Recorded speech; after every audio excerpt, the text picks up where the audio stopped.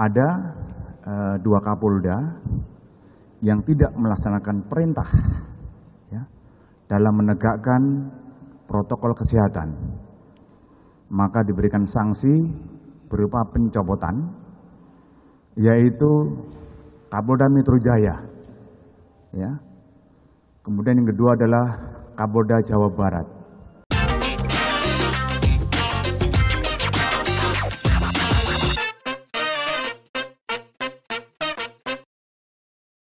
Benarkah Jokowi takut dengan ormas?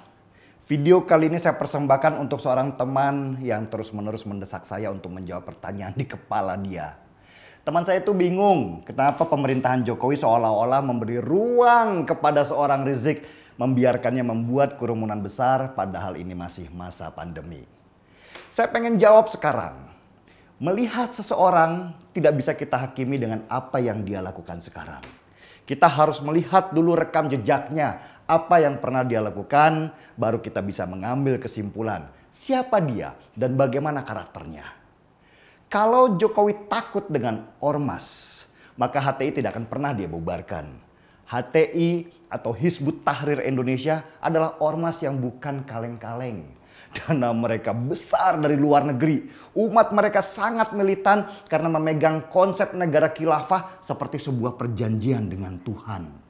HTI adalah ormas yang sangat ideologis.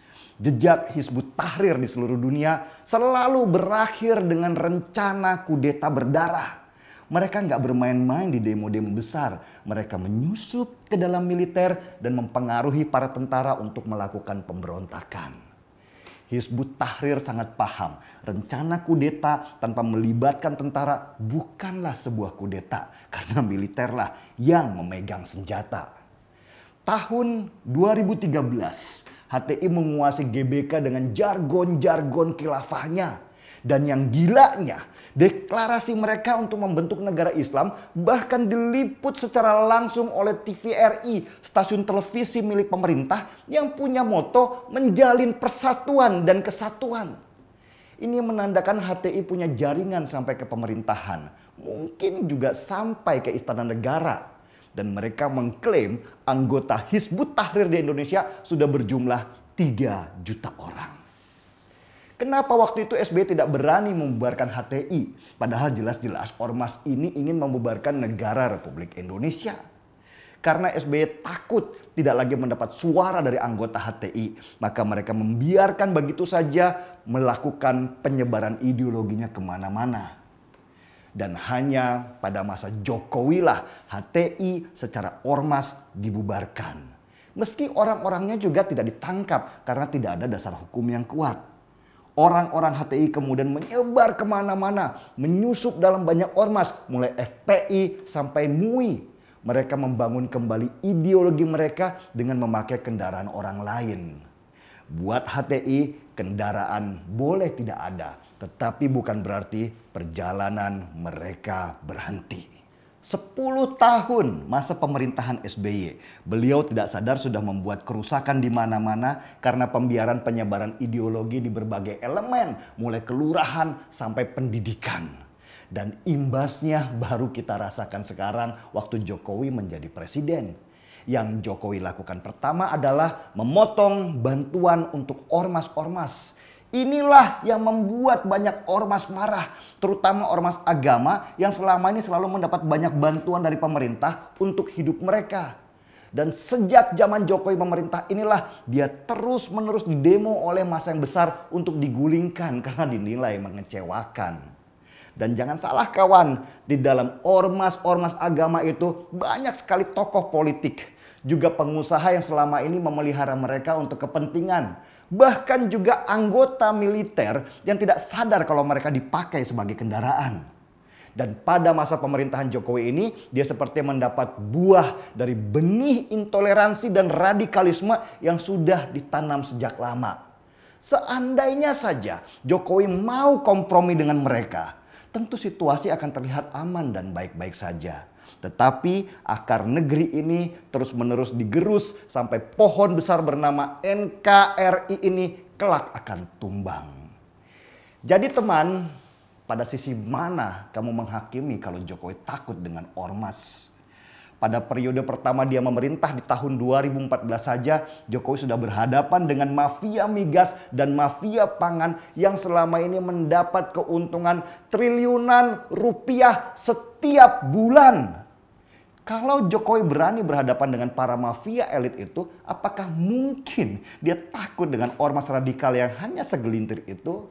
Jadi premis teman saya yang menganggap Jokowi takut dengan ormas jelas salah besar.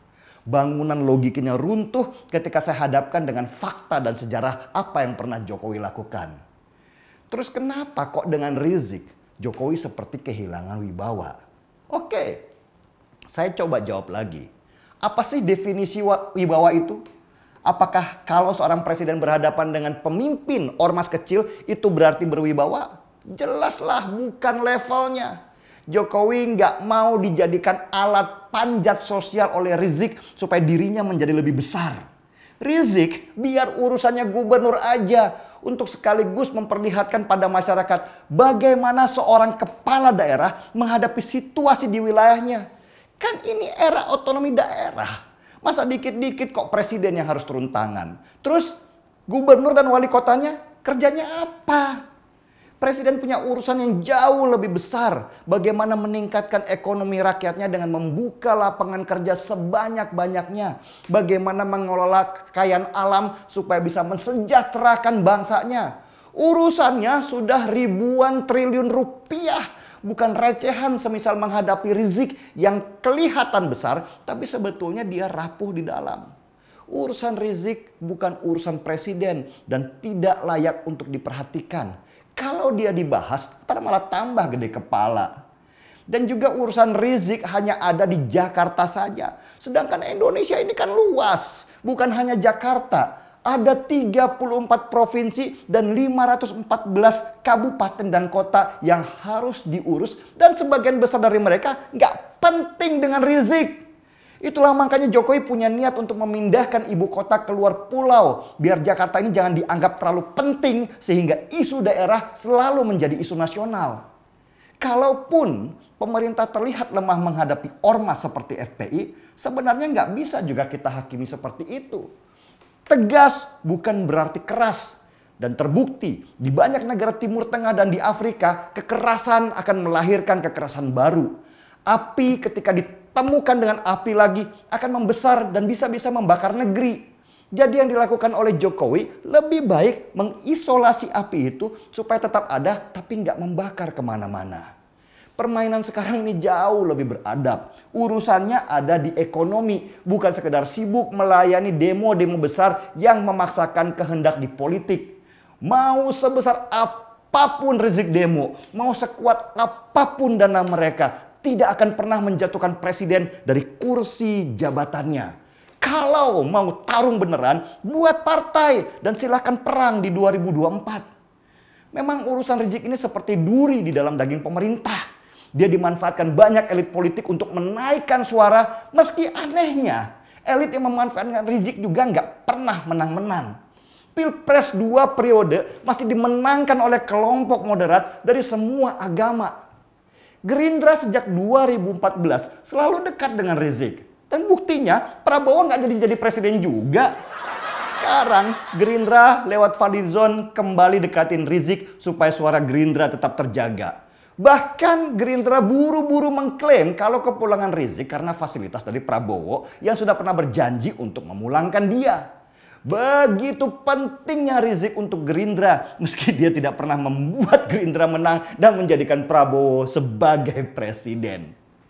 Jadi kita tahu kan akhirnya kualitas mereka.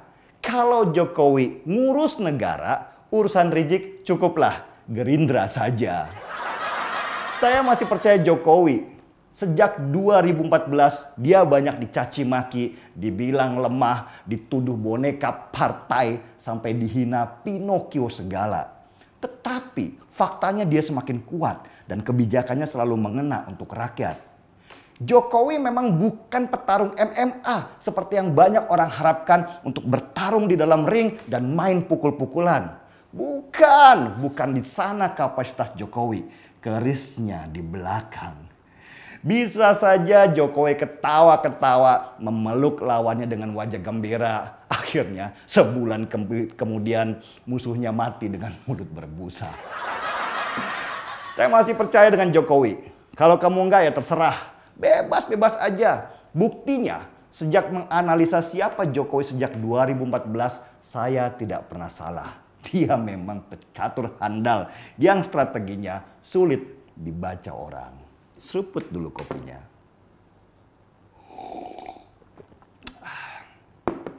Markitur, mari kita main catur. Saya Denny Siregar, kita di acara Timeline.